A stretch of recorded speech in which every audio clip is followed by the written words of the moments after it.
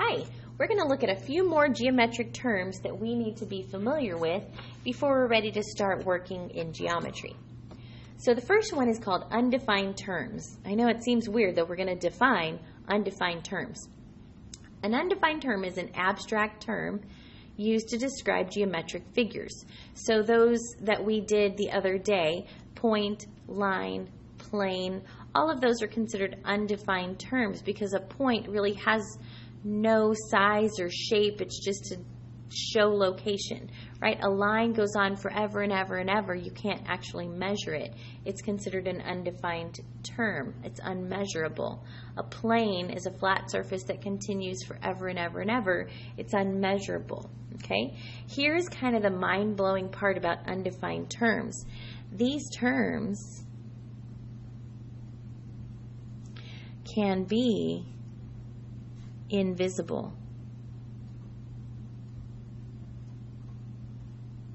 So sometimes we forget they're there even though they can't be seen, but they are still there. So let me give you an example. Okay? So the first one is that anytime you see 2 points, they will always make a line.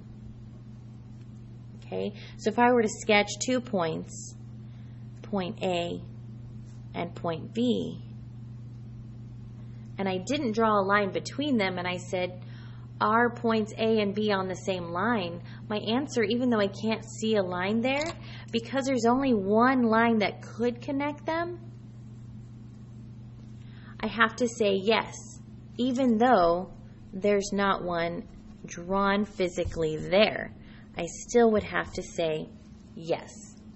Okay? So 2 points will always make a line. Okay? The next one is that 3 points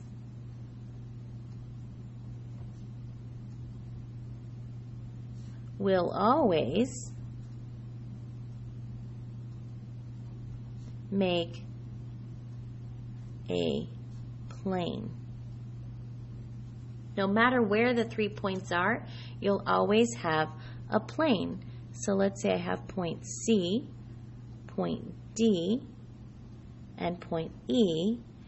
Even if I don't draw a plane around them, there is still a plane. I want to go down to a bottom part of my notes to kind of illustrate that. Okay? No matter where I put 3 points, if I put a point here, here, and here, there's a plane. If I put a point in the top of my box, and then I were to put points here and here on the bottom edge of my box, I could build like a diagonal wall inside there that would still be a plane. So even if it looks like they shouldn't make a plane, if you have 3 points and I say, are these 3 points coplanar?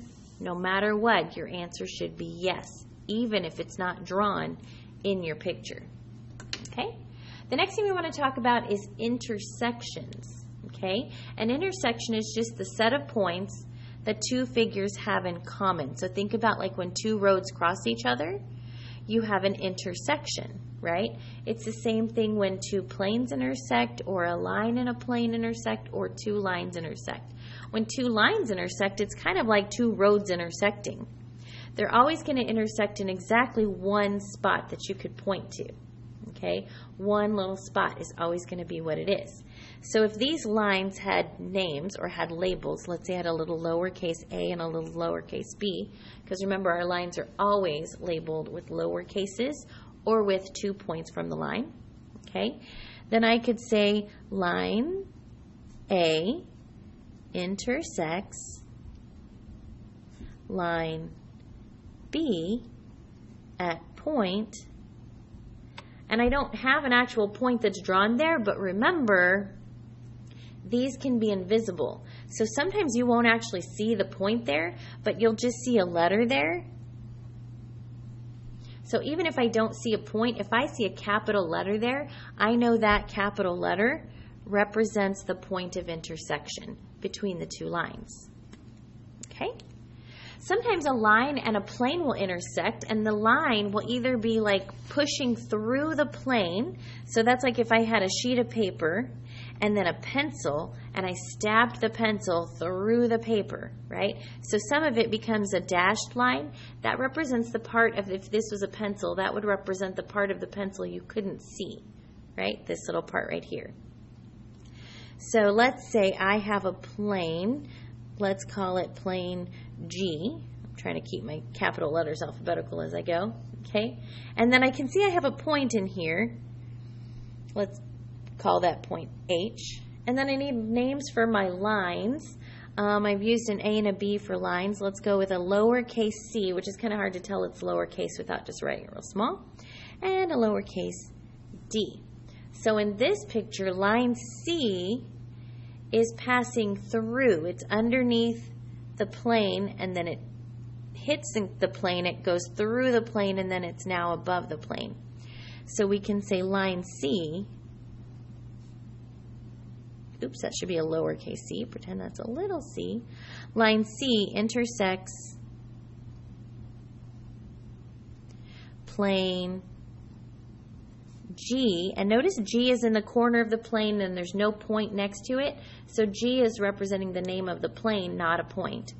Plane G at point, the point where this line touches the plane is point H.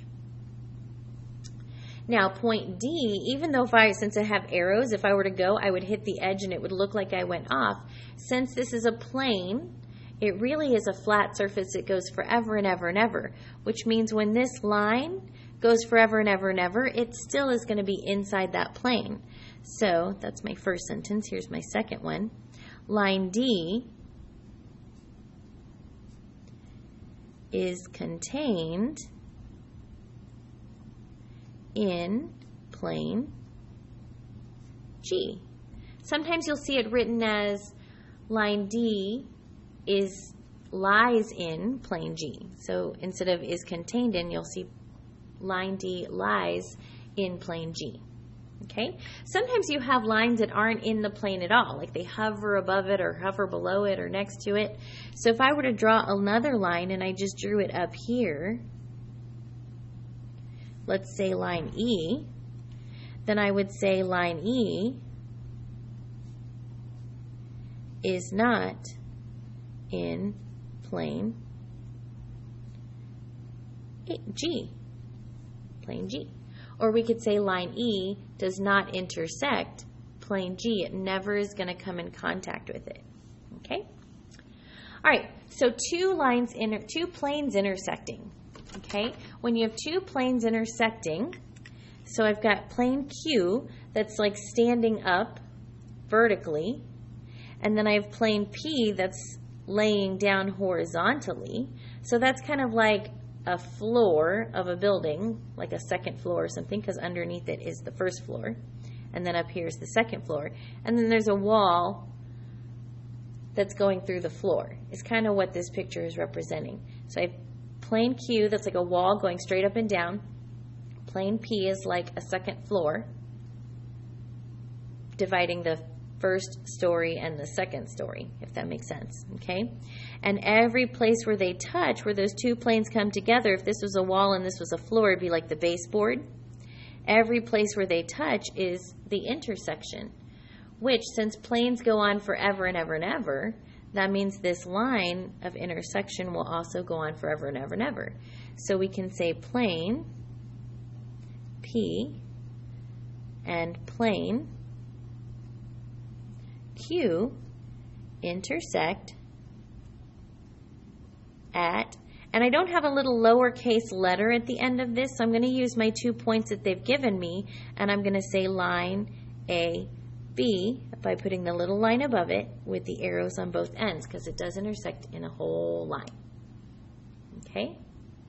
And same thing, sometimes you'll be given a cube like this, and the cube will be labeled with all of its corners, and it kind of sometimes gets a little overwhelming. It'll be like A, B, C, D, E, F, G, and then this corner here, H. okay, for that back corner of the cube. Okay, and they might want to know what is the intersection of the top of the cube and the front right side of the cube. Okay, so the top of my cube here, if I color it in orange, when I want to name that one, I could call that one plane, and since it doesn't have a letter in the corner, I have to use 3 points. Well, remember, these corners are all points, so I can pick any 3 that I want because it takes 3 points to name a plane. So I could go ABC or ABD. I could spell a word, BAD, right? Whatever 3 letters you want to use, I'm just going to go with A, B, and C. Plane A, B, and C intersects. And then if I want the other plane, let's say I want the front right plane. So the front right plane, I'm going to color that one in green. Plane. And then I can pick again any of its 3 corners, D, C, E, and F. I only need to pick 3. So I could go with D, C, and E, or I could try to spell something. I don't know what I could spell with this. Fed, I don't know. But I'm just going to go D, C, and E. So my orange plane, ABC, intersects my green plane, DCE. So then I want to look and see, well, what do they have in common? So my orange plane has points D and C. My green plane has points D and C. So the points in common are D and C. But remember, since it's a plane, it really goes on forever. So even though on my cube it has edges, it really does go on forever. So the intersection also goes on forever. So it's going to be line DC, or you could say line CD. Okay, so those are the different kind of intersections we're going to be looking at. When we come back, we're going to look at some different types of points and some relationships between them. Thank you for watching.